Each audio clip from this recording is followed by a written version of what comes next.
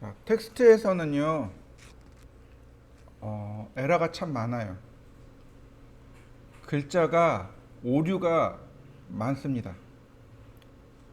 프로그램적인 오류가 아니고 환경적인 오류가 많이 나요. 환경적인 오류. 예를 들어서 이런 거죠. 여러분들은 어떤 글꼴을 많이 쓰나요? 저는 구글에서 나눠준 글꼴 많이 쓰거든요. 근데 제가 되게 재밌는 서체를 알아요. 무슨 서체냐면 이동 막걸리체요. 들어보셨나요?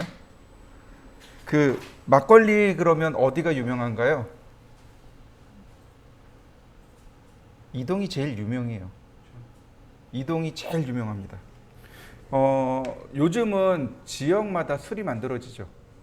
근데 제가 어렸을 땐 지역 술이 없었어요. 양조라는, 그러니까 술을 만드는 기술은 국가에서 철저하게 통제했었어요. 근데 이제 제가 어렸을 때 기점으로 해서 이제 그게 풀어지기 시작한 거거든요. 지역색을 살려서 막걸리를 만들 수 있도록, 술을 만들어서 나올 수 있도록 이렇게 했는데, 그 제일 첫 번째가 바로 이동 막걸리예요. 저 경기도 북쪽에 포천이라는 동네가 있습니다. 포천에 가면 1동이 있고 2동이 있어요. 거기 1동 막걸리인가 2동 막걸리가 그렇게 유명해요. 그래서 어르신들한테 그 2동 막걸리예요 그러면 되게 좋아하세요. 그게 제일 유명합니다. 근데 포천에서 이 막걸리채를, 그러니까 아니 막걸리를 계속 홍보하기 위해서 만들어낸 게 바로 막걸리채예요. 손글씨체입니다. 생각해 보시죠. 술 먹고 손을 글씨를 쓰면 어때요? 글씨가 날아가죠? 네, 이뻐요. 그러니까 흘림체라 이뻐요. 제가 글자를 쓸 겁니다. 여기다가 도면을 그리고 글자를 쓸 거예요. 근데 막걸리채가 이쁘니까 제가 막걸리채 썼어요. 그리고 여러분들한테 드립니다. 자, 이거 도면 갖다 쓰세요. 여러분들이 도면 딱 받았습니다. 오픈은 돼요. 오픈이 되는데 문제는 뭐예요? 여러분들한테 막걸리채가 없죠. 그럼 도면이 어떻게 나올까요? 다 물음표로 찍혀서 나와요. 무슨 얘기인지 이해되시나요? 네, 제가 막걸리채 썼으니까 캐드는 막걸리채를 찾아요. 여러분들 컴퓨터에서. 그런데 막걸리채가 없잖아요. 그러니까 어떻게 돼요? 그게 다 깨져서 나와요. 에러가 난다는 게 바로 이거예요. 현장에 나가면 더 심해요. 회사마다 고유의 서체들이 다 하나씩 존재해요. 도면을 다 그걸로 만드는 거죠. 그러니까 이제 보통 그 일군 기업은 원청이 되겠지만 대체적으로는 하청이란 말이죠. 원청 회사에서 도면을 줘요. 그러면 서체가 다 깨져서 나와요. 한글이 다 깨져서 나옵니다. 그럼 어떻게 해요? 1번, 원청에다 전화해서 이거 한글 깨졌는데요, 다시 좀 보내주세요. 2번, 알아서 한글로 바꿀까요? 바꾸면 돼요. 어떤 거 쓰시겠습니까? 2번 써야 돼요. 알아서 바꿔야 돼요. 무슨 얘기인지 이해되시나요? 원청에다가 전화해서 이거 한글 다 깨졌어요, 다시 보내주세요 그러는 순간 밉보여요. 니네 이런 거 실력도 없어? 이걸로 어떻게 시공하게? 어떻게 설계하게? 이렇게 나와요. 절대로 원청 회사에다가 다시 물어보지 못해요. 그러니까 어떻게 해요? 하다못해 이거 무슨 글꼴이에요? 라고 물어볼 수가 없는 거죠. 물론 이제 친하면 물어볼 수 있어요. 과장님 이거 무슨 글꼴 썼길래 글씨가 다 이렇게 깨져요? 무슨 글꼴 쓰셨어요? 좀 친해지면 이렇게 물어볼 수 있죠. 근데 친하지도 않고 처음 맡았는데 글씨가 다 깨져서 왔어요. 그럼 이제 여러분들이 이걸 살려야 돼요. 저 이거 되게 잘하거든요. 그러니까 예전에 이제 공사로 들어갔단 말이에요.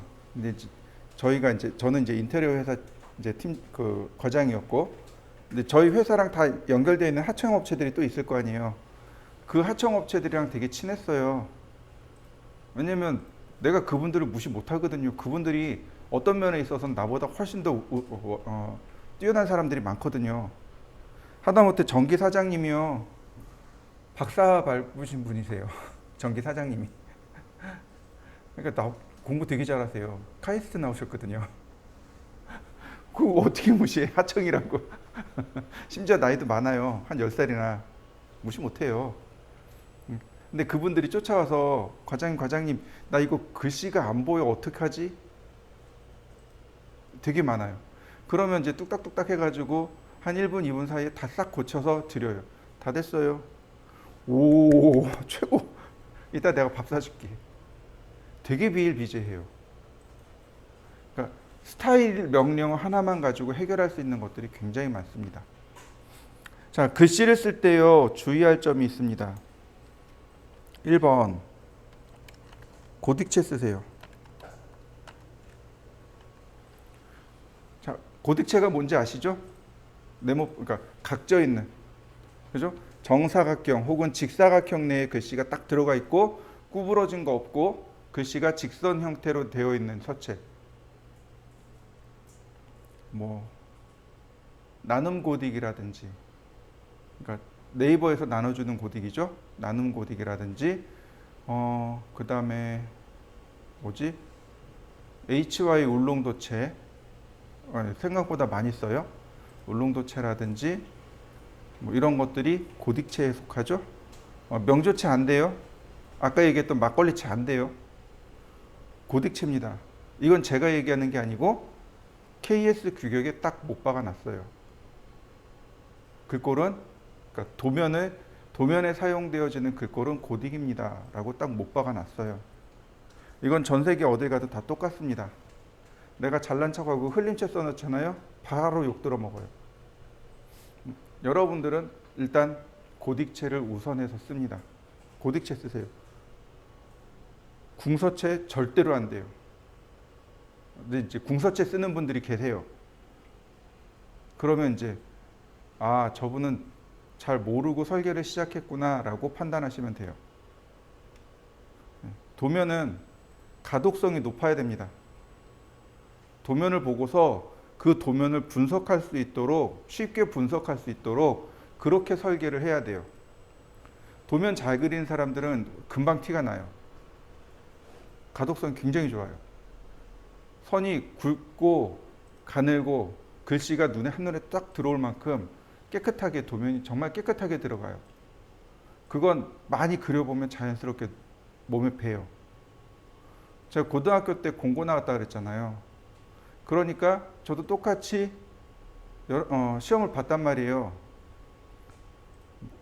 몇 개나 시험 봤을까? 그러니까 일주일에 한두 개는 계속 풀어냈었어야 했었어요. 그거를 2학년, 3학년 내내 합니다.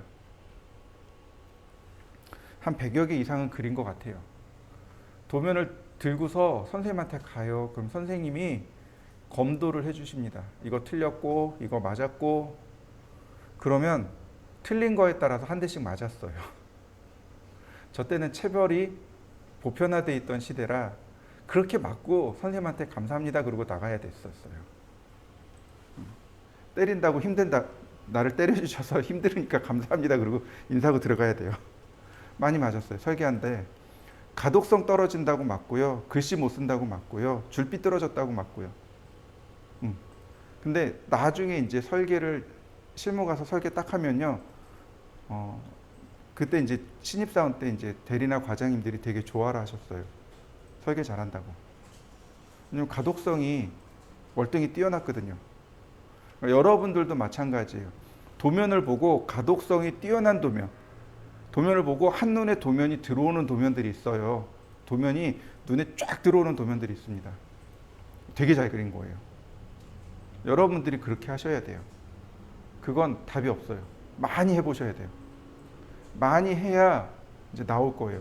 이제 나중에 제가 알려드릴 겁니다. 이제 우리 시험할 때 대략 한 30개 정도, 30개에서 40개 정도 풀어볼 거예요. 기출문제를. 그때마다 이제 출력해서 제가 여기서 이제 빨간 펜으로 이제 다 체크를 해드릴 겁니다. 그때 이제 나오는 이야기들이 이제 그런 이야기들이에요. 가독성을 높이는 방법들. 투상이 틀린 것도 체크를 해드리겠지만 어떻게 해야 가독성이 높아지는지, 그 점수 배점표라고 하죠. 배점표에 그게 있어요. 도면을 누가 잘 깨끗하게 그렸는가? 그거에 대한 점수가 있어요. 생각보다 커요. 그게 5점인가 7점인가 그래요. 그러니까 도면만 이쁘게 그려도 점수가 잘 나와요. 그거 무시 못합니다. 자, 두 번째. 이건 이제 제가 주장하는 거예요.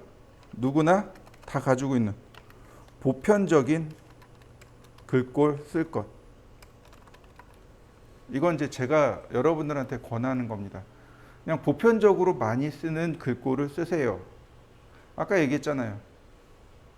막걸리채 썼어요. 그러면 막걸리채 없기 때문에 다 깨진단 말이죠. 근데 보편적으로 저도 가지고 있고 여러분도 가지고 있어요. 그러면 글꼴이 깨질 리가 없는 거죠. 그래서 보편적으로 많이 사용하는 글꼴을 쓰시는 게 좋습니다. 어떤 게 있을까요? 맞아요. 굴림이요. 굴림 또는 굴림체. 제가 늘 하는 얘기가 이거예요. 굴림이나 굴림체 쓰세요. 다른 건 다 필요 없어요. 그냥 굴림이나 굴림체 쓰세요. 왜요? 윈도우 설치하면 기본으로 깔려 있는 게 굴림체죠. 그러니까 내가 굴림으로 한글을 썼으면 어느 컴퓨터에 가든지 문제없이 다 읽어드릴 수 있다는 얘기죠. 자, 그 다음에 3번. 특수문자.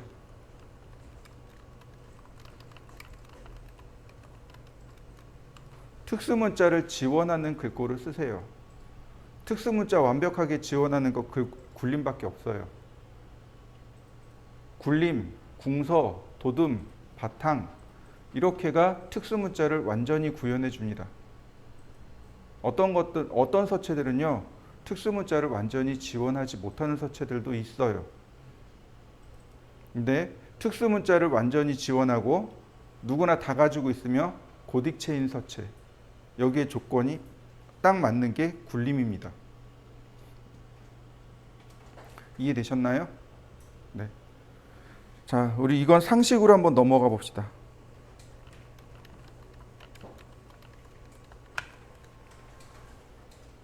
들어보셨나요? 완성형 글꼴, 조합형 글꼴.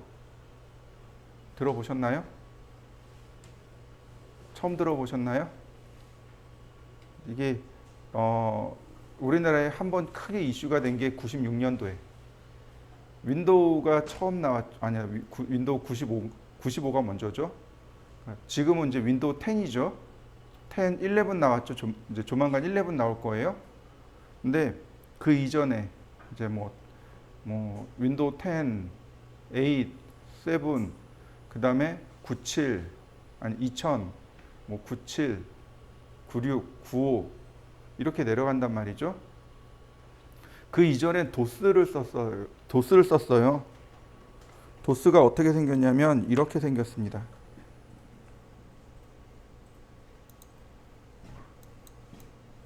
이게 도스예요. 컴퓨터 이렇게 생겼었어요.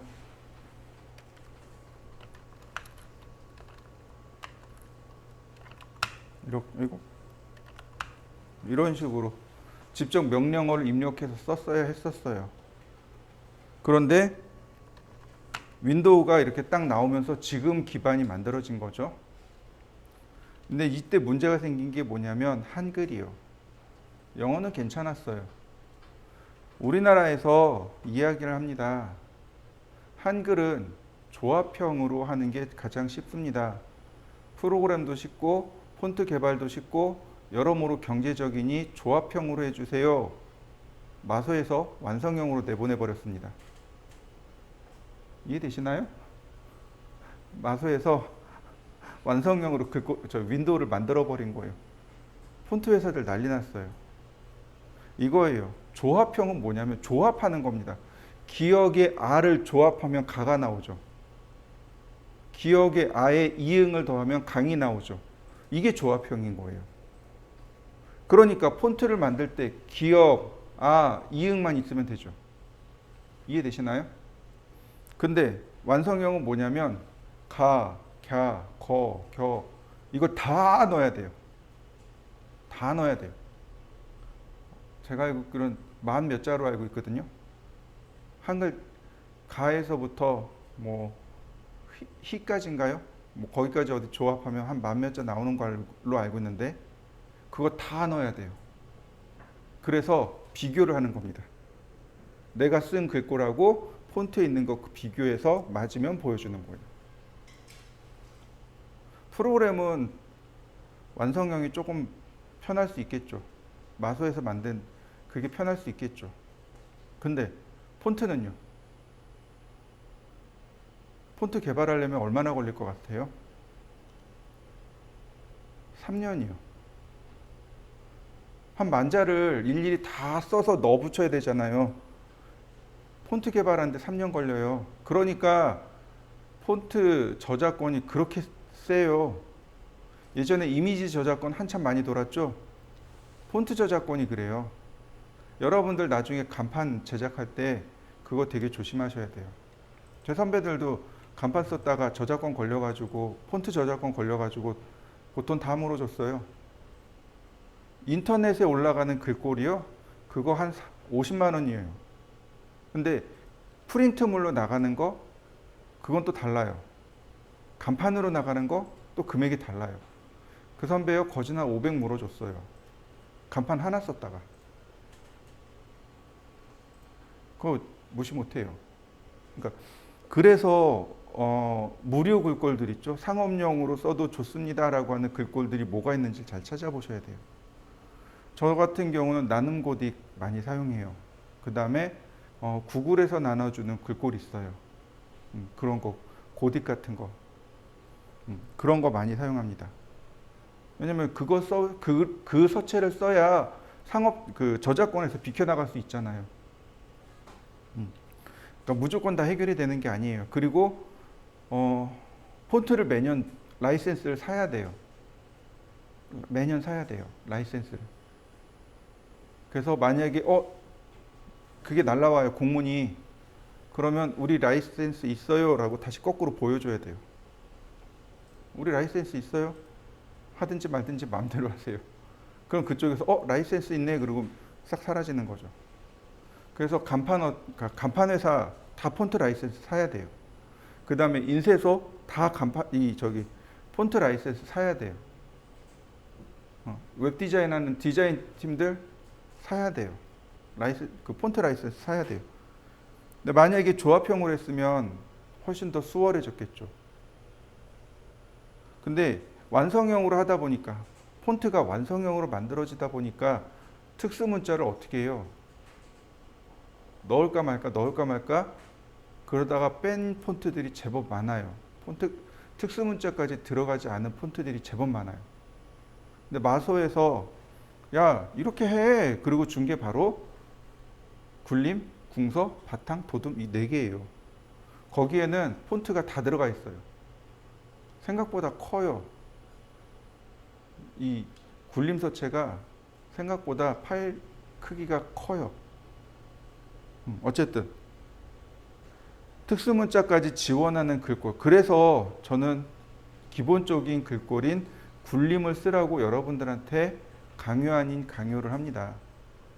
나중에 실무 가서 회사 가면 회사에서 사용하는 폰트가 있어요. 그때 가서 그거 쓰시면 돼요. 자, 그럼 스타일부터 한번 정의해 보도록 하죠. 자, 스타일 그리고 엔터 치면 대화 상자가 하나 나타납니다. 폰트 스타일이에요. 자, 하나 만들어 볼까요? New HG. 자, 하나 만들어진 거 보이시죠? HG요? 한글의 약자예요. 한글이란 뜻입니다. 보시면 폰트가 있어요. 알파벳 순입니다. 위로 올리시면 골뱅이가 붙어 있죠. 이 골뱅이가 붙은 글꼴을 쓰시면 안 됩니다. 골뱅이 글꼴 쓰시면 안 돼요. 이건 세로 글씨입니다.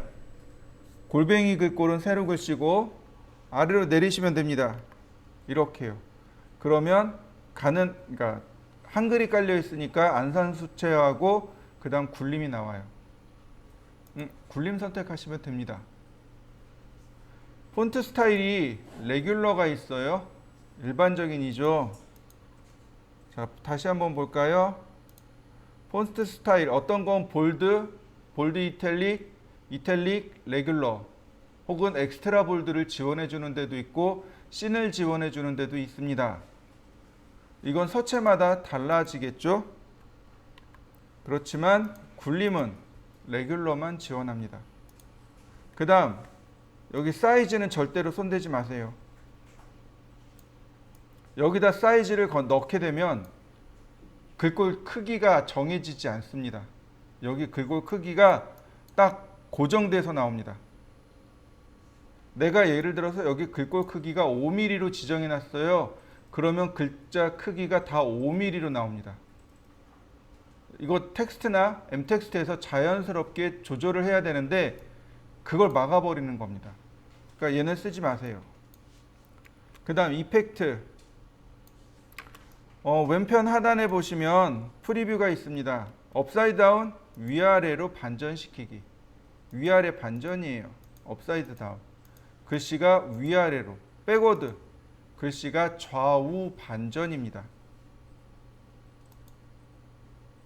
위드 팩타는 장평이라고 합니다. 우리가 기억해야 될 게 자간, 장평, 줄간격 이런 것들이 있어요. 그 중에 위드 팩타는 장평입니다. 장평. 이런 거죠.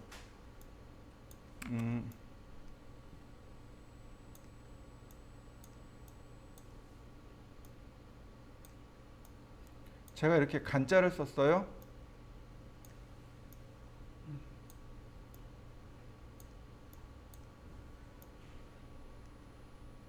자, 오른쪽하고 왼쪽하고 차이가 뭔가요? 장평이 달라진 거죠? 이해되시나요? 네, 장평이라는 건 이거예요. 글자의 좌우 폭을 비교하는 것. 이게 장평입니다. 1을 기준으로 해서 1보다 작으면 빼빼 마른 홀쭉한 글꼴이 나오고 1보다 크면 뚱뚱한 글꼴이 나오고 장평이 바뀌는 겁니다. 굳이 장평을 바꿔서 쓸 이유도 없고요. 자, 오빌크라는 단어를 기억하시면 좋아요. 오빌크가 뭐냐면 기울기란 뜻입니다. 30도 그러면 이탈릭트처럼 기울어져서 나오는 것.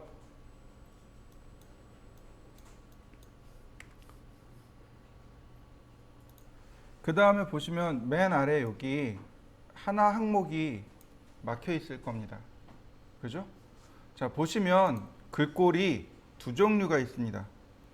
어떤 게 있냐면 이렇게요. 확대를 해서 보시면 이렇게 알파벳 T에 가면 이렇게 txt.shx라는 파일이 있고 그냥 일반 글꼴이 있고요.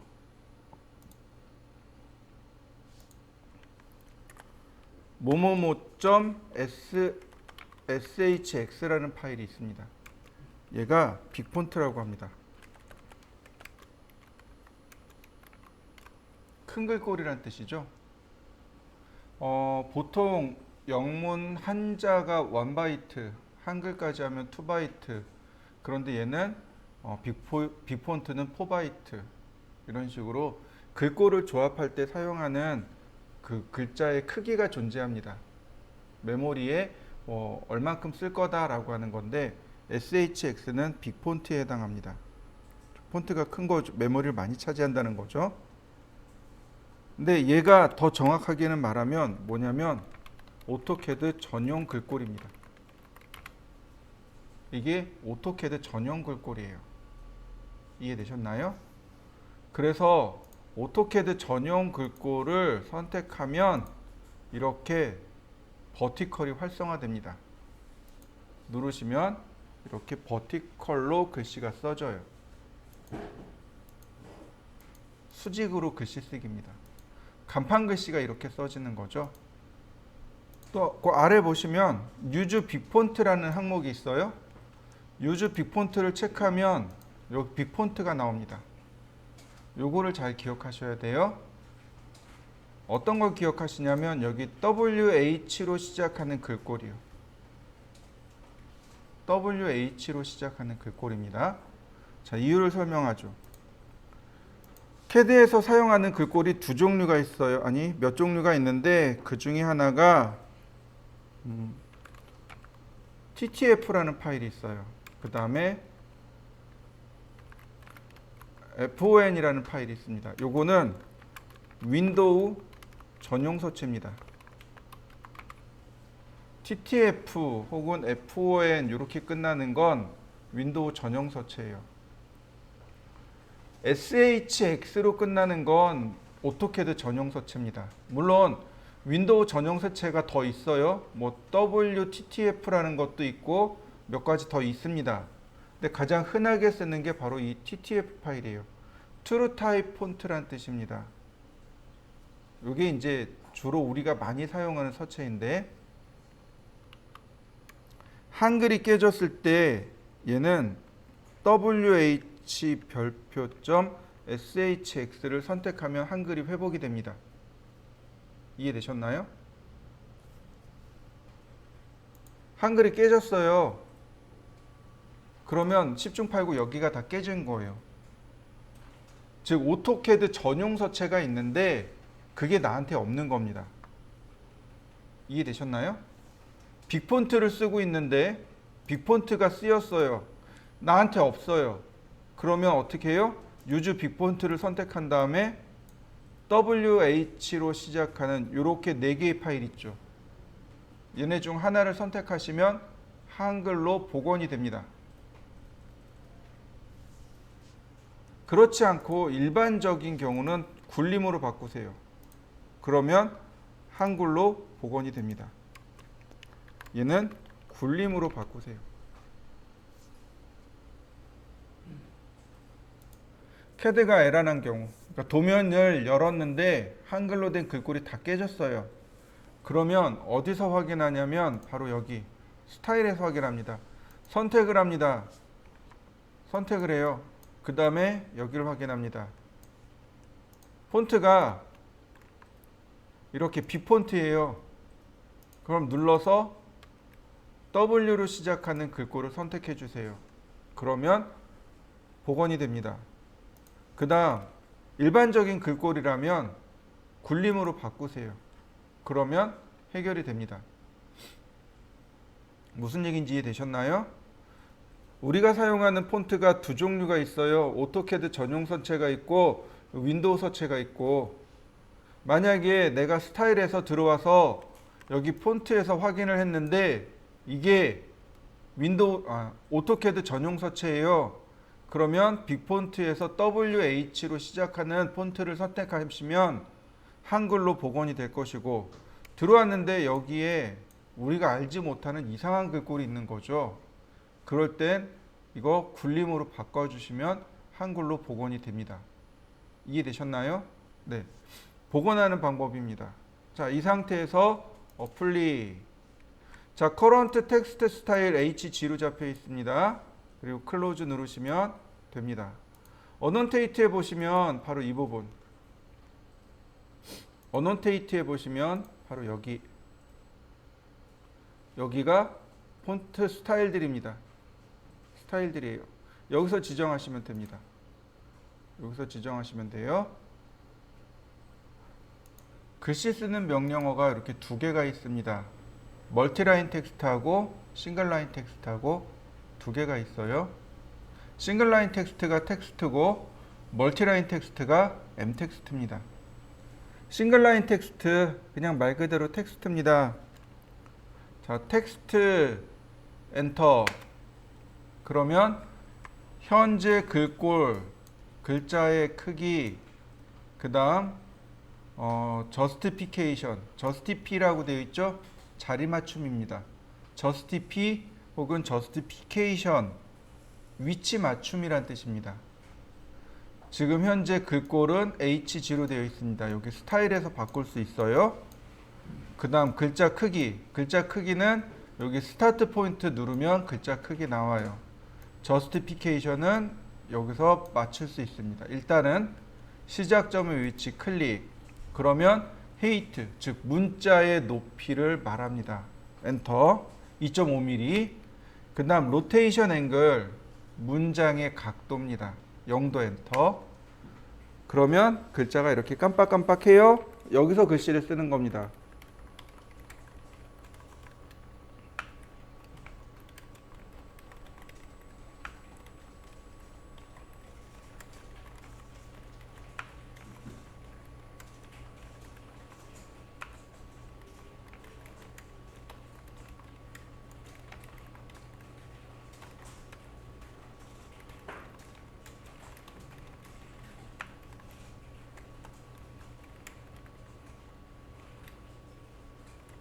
자, 글씨 써진 거 맞나요?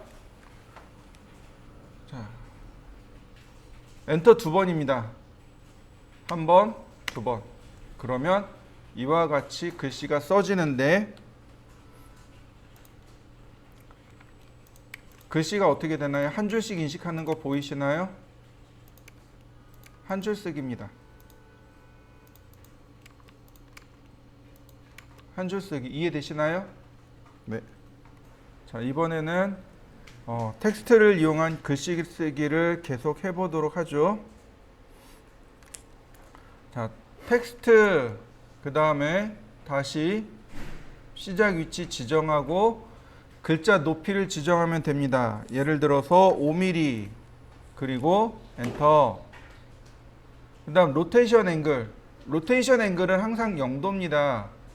엔터. 그 다음에 글씨를 쓰면 돼요. 자, 근데 엔터를 치니까 어떻게 돼요? 자, 아래로 더 줄이 써지죠. 한 줄 쓰기라 그랬는데 여러 줄을 써줍니다.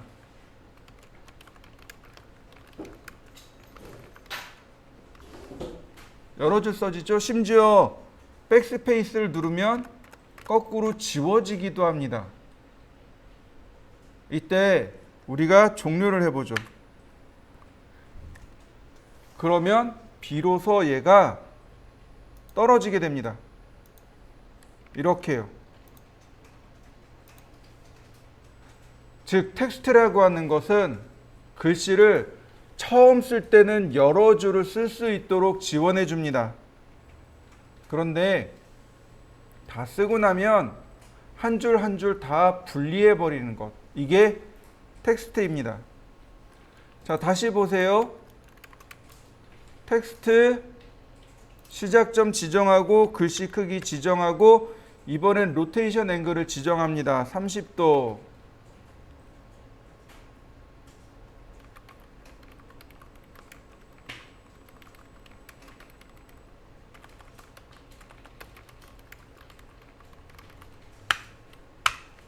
어떻게 되나요?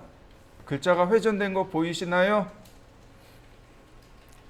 근데 이건 굳이 안 해도 되는 게 로테이트 쓰면 돼요. 그리고 자, 로테이트 마이너스 30도. 굳이 로테이션 앵글은 쓰지 않아도 돼요. 글씨를 쓸 때요. 시작점을 명령어를 내리면 마지막에 썼던 게 활성화됩니다. 시작점을 지정하지 않고 엔터 치면 바로 밑에 와서 시작해요.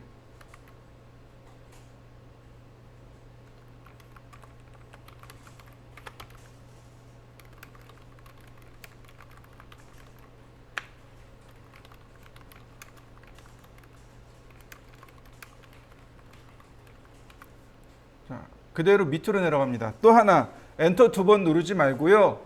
컨트롤 키를 누른 상태에서 엔터 눌러보세요. 그러면 바로 종료됩니다. 보시면 선택하면 이렇게 파란색 그림 나오죠. 글자를 삽입한 점. 글자를 삽입한 점입니다. 이거 잡아낼 수 있습니다. 오스냅 중에 인설션이라는 오스냅이 있습니다.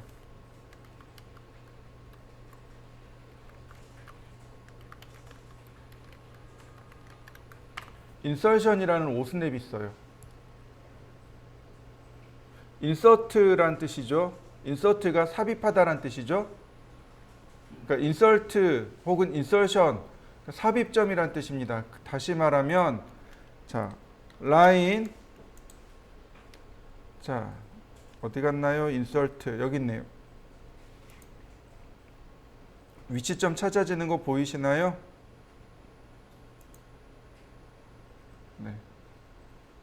이렇게 위치를, 글씨가 삽입된 위치를 집어넣을 수 있습니다. 한번 해보시죠. 텍스트. 근데 다른 건 문제가 안 되는데 여기 justify 중 특별히 영어 소문자가 문제가 돼요. 자, justify를 볼까요? left, center, right, middle, fit 이런 말들이 나와요. 맞춤이죠. 글자 자리 맞춤입니다. left 왼쪽 정렬하기, center 가운데 정렬하기, right 오른쪽 정렬하기, middle 중간 정렬하기. 글자 정렬 방식입니다.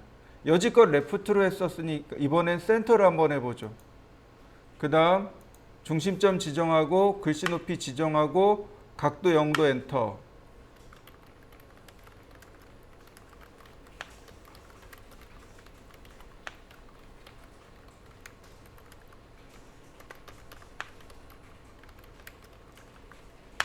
자, 글자가 가운데로 정렬된 거 보이시죠? 한번 해보시죠.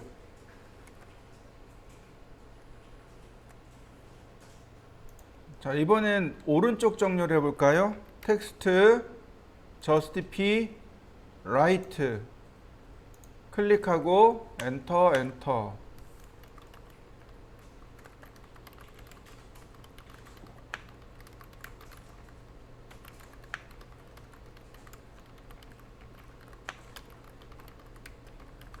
자, 오른쪽으로 글자가 쭉 정렬되어 있는 걸 확인할 수 있습니다.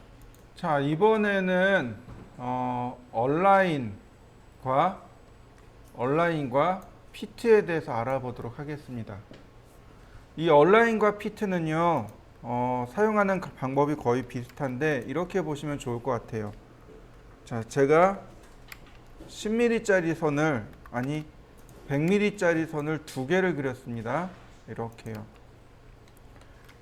자, 글자 높이를 5mm로 했고요. 너무 작은가? 라인 10mm. 자, 텍스트 justify 얼라인 먼저 합니다. 얼라인이 정렬하다란 뜻으로 글자가 들어갈 시작점부터 끝까지를 고정시켜 놓는 겁니다. 그러면 뭐가 문제가 되냐면 글자 크기가 문제가 됩니다. 시작부터 끝까지가 정해져 있잖아요. 그러니까 글자 크기가 자동으로 계산되어져요. 글자가 많으면 글자가 자연스럽게 작아집니다. 그런데 글자가 몇 개 안 되면 자연스럽게 커져요. 이게 얼라인입니다. 자, 이번에는 피트를 해볼게요. 자, 텍스트 justify fit. fit는 맞춤이란 뜻이죠. 즉 글자가 들어가야 할 전체 길이와 높이를 맞출 수 있습니다. 자, 그리고 나서 글자를 쓰면 뭐가 바뀌는 거예요? 장평을 마음대로 바꿀 수 있습니다. 글자가 높이까지 고정이 된 거예요. 그래서 장평을 맞추는데 글자 수가 많으면 장평이 좁아지고 글자 수가 적으면 장평이 넓어지는, 이게 피트입니다. 텍스트 justify. 자, 이번엔 미들이라는 개념이 있어요. 이 미들에 대한 개념은 이렇게 보시면 좋습니다. 자, 표를 간단하게 하나 그려보죠. X라인 옵셋 8mm, 옵셋 25mm, 옵셋 35mm. 자, 트림으로 제가 이렇게 잘랐습니다. 그러면 간단한 표가 만들어지죠? 자, 그러면 여기다가 예를 들어서 여기다가 제가 날짜라고 글씨를 쓸 겁니다. 날짜라고 글씨를 쓸 거예요. 그러면 여러분들 이 위치를 어디다 잡아야 되나요? 이 표 중간에 위치를 잡아야죠.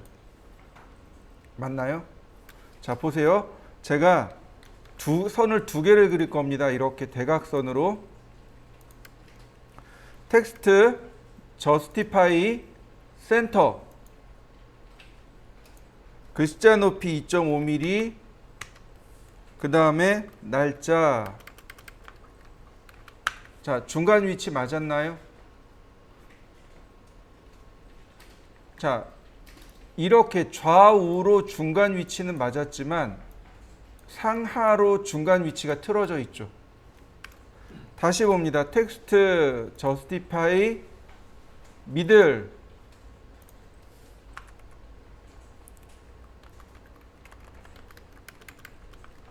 자, 어떤가요, 지금은?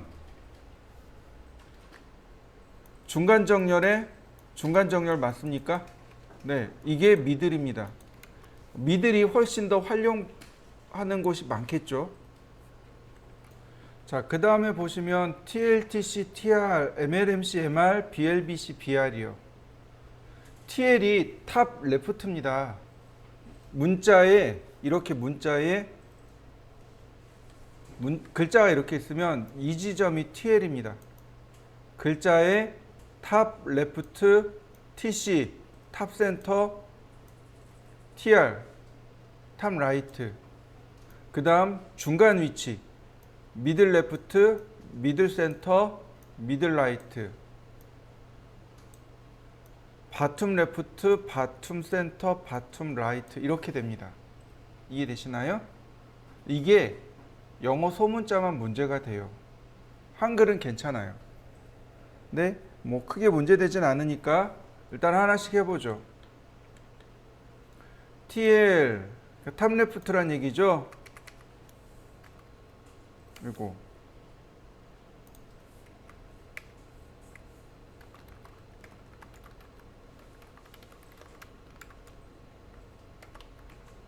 자, 어떤가요? 탑 레프트 맞게 써지나요? 자, 여러분들도 한번 해보시죠. 자, 이번엔 자, 탑 센터입니다.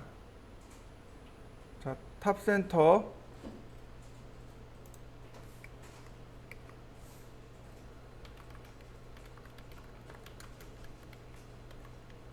자, 이렇게 중간으로 들어가죠. 그 다음에 탑 라이트. 그러면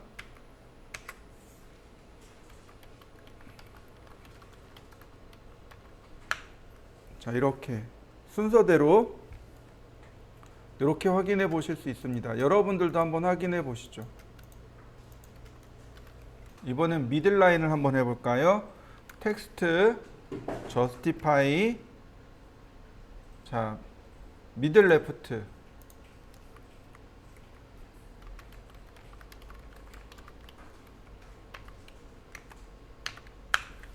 다시 또 justify 미들 센터.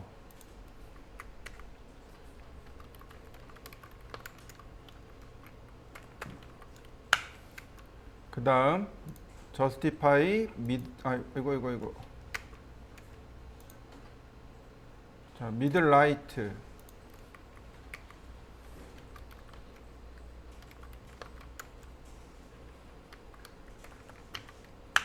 자, 이렇게 중간선에 일어나게 됩니다. 이번엔 바툼 라인을 한번 해보죠. 다이나믹 텍스트 justify BL 자, AB 아니 자,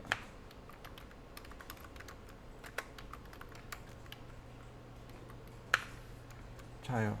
이번엔 바툼 센터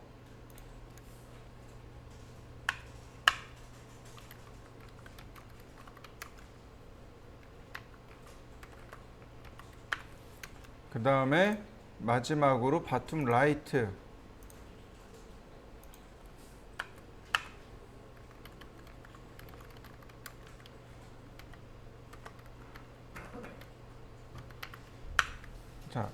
아랫라인에 걸려 있는 거 보이시죠?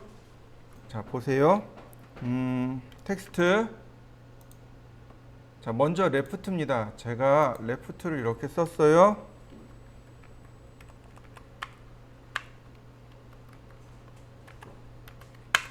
보이시나요? 기준선의 위치? 네. 여기가 기준선입니다. 여기가 기준선이에요. 그러면 자, 다시 보세요. 텍스트 justify. 자, 지금 보시는 거 얘가 레프트예요. 그러면 바텀 레프트는 어딜까요? 바텀 레프트가 여기 있어요. 여기가 바텀 레프트입니다. 보세요.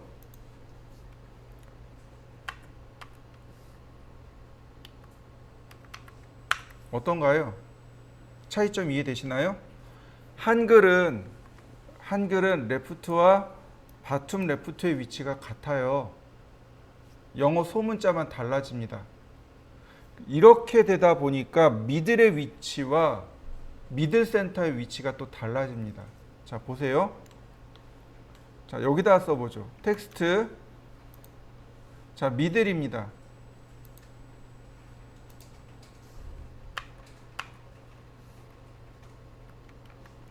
자, 미들의 위치가 여기에요. 그 다음 미들 센터입니다.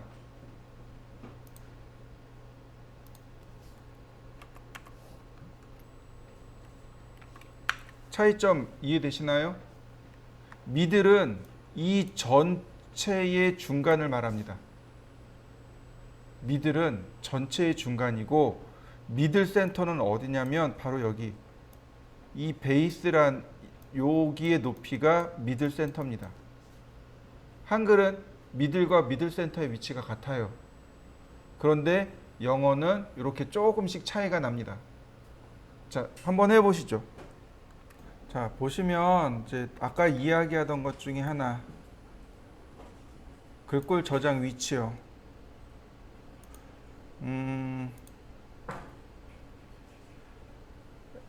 자, 여기입니다. 얘는 글꼴이 여기 저장돼요. 프로그램 파일에 오토데스크에 오토캐드 뒤에 버전 나오겠죠? 그 다음에 폰트라는 폴더에 저장이 됩니다. 만약에 여러분들이 도면을 주고받다가 폰트까지 딸려왔어요. 그럼 되게 친절한 사람이겠죠. 네, 이럴 때 확장자를 확인해서 SHX인지 혹은 TTF인지를 따져가지고 복사하는 위치가 달라지겠죠. 자, 보세요. 이렇게 보기 탭에 보시면 바로 여기 파일 확장명이라고 있죠. 얘를 체크해야만 확장자가 보여요. 파일은 파일 이름, 마침표, 확장자 이렇게 돼 있단 말이죠. 확장자를 통해서 이 파일이 어디서 만들어졌는지, 어떤 용도로 쓰이는지 확인할 수 있어야 됩니다. 자, C 드라이브에 프로그램 파일즈에 오토데스크에 오토캐드에 폰트. 자, 여기 있는 거 보이시죠? 자, 여기다가 붙여넣기 하시면 되고요. 만약에 TTF 파일이면 윈도우에 폰트. 네. 파일이 좀 많아요? 네, 여기에다가 붙여넣기 하시면 됩니다.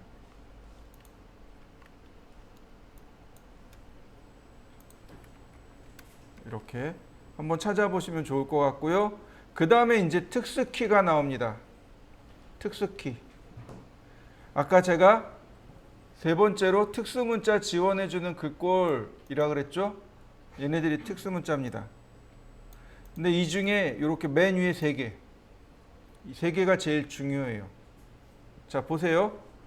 이렇게 쓰면 됩니다. %%C를 쓰면 파이 표시가 나와요. %%D를 쓰면 각도 표시가 됩니다. %%P를 쓰면 이렇게 플러스 마이너스가 나와요. 자, 파이는 센터란 뜻이죠? 아니, 서클? 네, 지름이란 뜻이죠? 네. 그 다음에 얘는 디그리죠? 각도. 플러스 마이너스입니다. 자, 보세요. 텍스트. 자, 퍼센트 C 바뀌는 거 보이시죠? 50.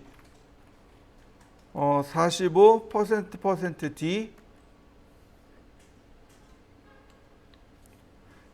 퍼센트 P 0.1 이렇게 특수 문자를 표시할 수 있어야 됩니다. 제일 많이 쓰는 세 개예요.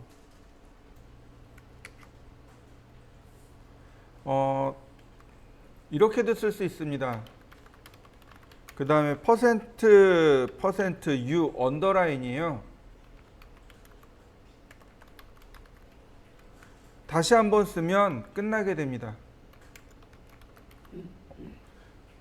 처음 시작할 때 퍼센트 U, 끝날 때 퍼센트 U 언더라인. 그 다음에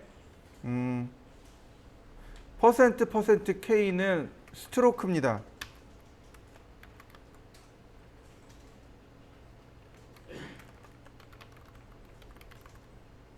취소선 긋기.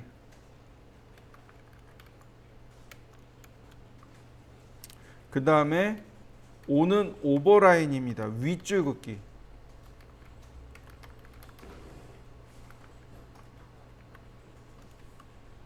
자, 이렇게 특수 문자들을 쓸 수 있습니다. 한번 해보시죠. 자, 이제 글씨 쓰는 방법을 이해를 했을 거예요. 그러면 자, 보시죠. 제가 사각형을 하나 그릴 겁니다. 렉탱글 골뱅이 420-297 옵셋 10mm 스케일 40배. 제가 이렇게 40배를 키웠어요. 여러분들 전산응용 건축제도 기능사 볼 때 축척이 두 개예요. 1:40, 1:50. 자, 여기다가 글씨를 쓸 겁니다. 얼마나 크게 그려야 되죠? 글씨가? 이럴 때 글씨 크기. 이럴 때 얼마나 글씨 크기가 커져야 되는 거죠? 자, 이렇게 보시면 됩니다. 여러분들이 써야 될 글씨 크기. 작은 글씨는 3mm, 중간 글씨 4에서 6mm, 큰 글씨 6에서 9mm. 이해되시나요? 3, 4, 6으로 쓰든지 3, 6, 9로 쓰든지. 3, 5, 7로 쓰면 안 되나요? 돼요. 시험 볼 때요. 3mm가 작은 글씨고요. 6mm 중간 글씨고요. 그 다음에 9mm 큰 글씨를 쓰시면 돼요. 그러면 자, 축척이 있잖아요. 지금 축척 적용해야 되잖아요.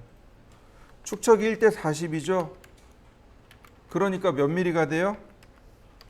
120mm가 돼야 되고, 자, 6mm 쓸 겁니다. 240mm가 되네요. 9mm가 되네요. 360mm가 되는군요. 이해되시나요? 글자 크기를 결정하는 방법입니다. 축척에 따라서 글자 크기를 결정하는 방법입니다. 1:50이면 150mm가 되겠죠. 300mm가 되겠죠.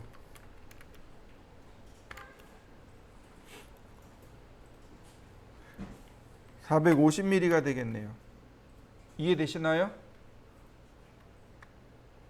40일 때는, 축척이 1:40일 때는 40을 곱하면 되지만 축척이 50이면 1:50을 곱하면 되는 거죠. 그러니까 지금 여기가 1:40이니까 텍스트 그 다음에 120mm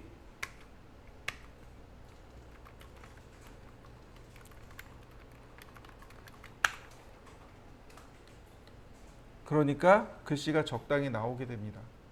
축척 정의하는 방법 이해되셨나요? 자, 이번엔 m텍스트에 대해서 알아볼 건데요. m텍스트는 굉장히 쉬워요. 자, m텍스트 그 다음에 시작 영역, 끝 영역, 영역을 지정하는 겁니다.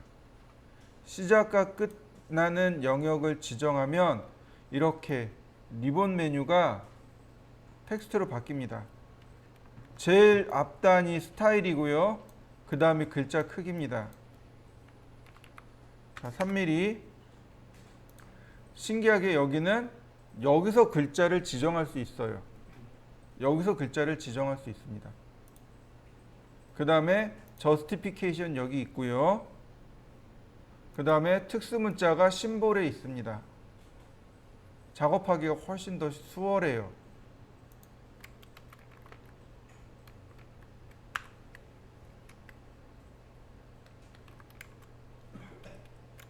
자, 에디트 명령을 이용해서 얼마든지 수정할 수 있습니다.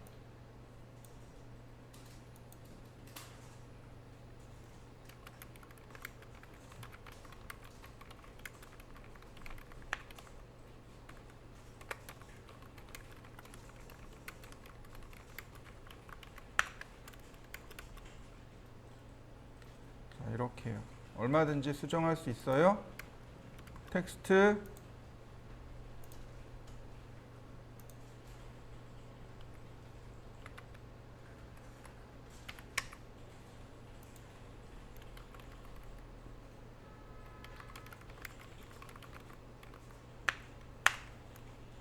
자, 그러면 보세요. 아까처럼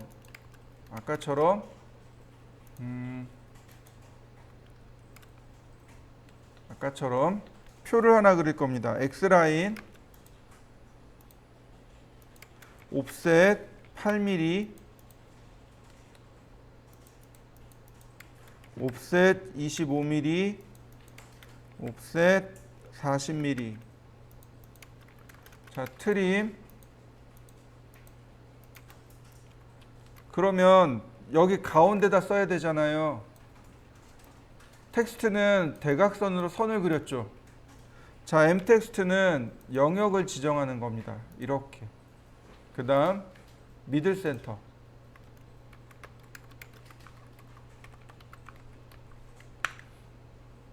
그냥 맞춰지는 거 보이시죠? 자, 마찬가지예요. 선택하고 자, 미들 레프트. 하나, 둘, 셋.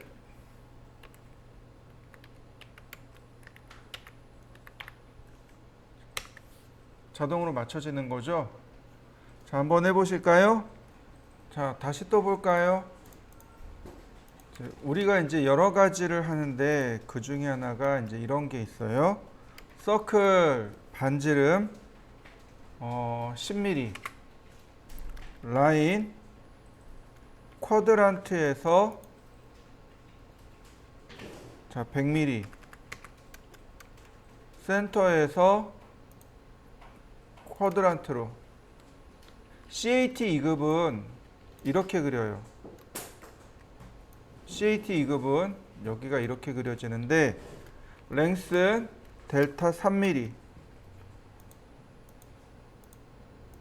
전산응용 건축제도는 이렇게 그립니다. 좀 그리는 방법이 다르죠. 자, 다시 봅니다. 옵셋 10mm, 옵셋 6mm. 자, 멀티라인 텍스트. 그 다음에 8mm. 높이가 8mm로 들어갑니다. 아까 6mm 쓴다 그랬나요? 네, 그럼 6mm 쓰셔도 되고 9mm 쓰셔도 됩니다. 자, 전 8mm 쓸 거고요. 여기에 평면도라고 씁니다.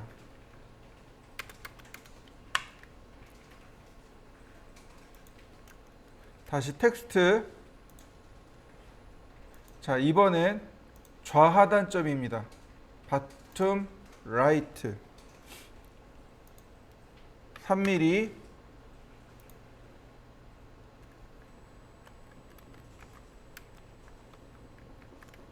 이렇게요. 요 타이틀 제목줄이죠. 요거 쓰는 방법입니다. 이렇게 쓰여진 글씨를 수정할 때 쓰는 게 에디트 명령어입니다.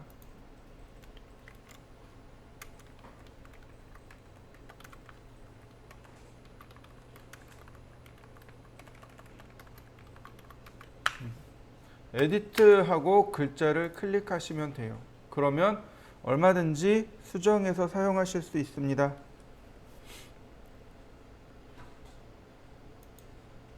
이렇게 엠텍스트를 써야지 편한 거죠. 보세요. 한번 여기다도 적용해 보죠. 텍스트를 엠텍스트로 바꿔봅니다.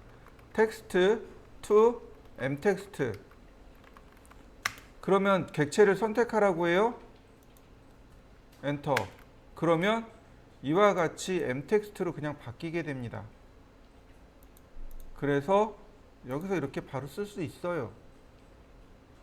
신기한 건 엠텍스트를 분해하면 텍스트가 됩니다.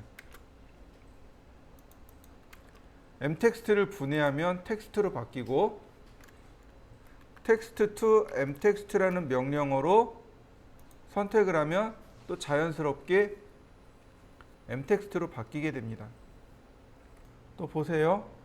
자, 텍스트 프레임을 이용해서 이렇게 프레임을 줄 수 있고요. 그 위에 보시면 백그라운드 마스크라는 기능이 있습니다. 마스크가 가면이란 뜻이에요. 유즈 백그라운드 마스크를 하면 이제 마스크가 들어가고요. 이 간격을 여기서도 조절할 수 있습니다. 제가 2로 주면 이렇게 2배가 이렇게 커지겠죠. 이 간격을 어느 정도 내 마음대로 조절할 수 있어요.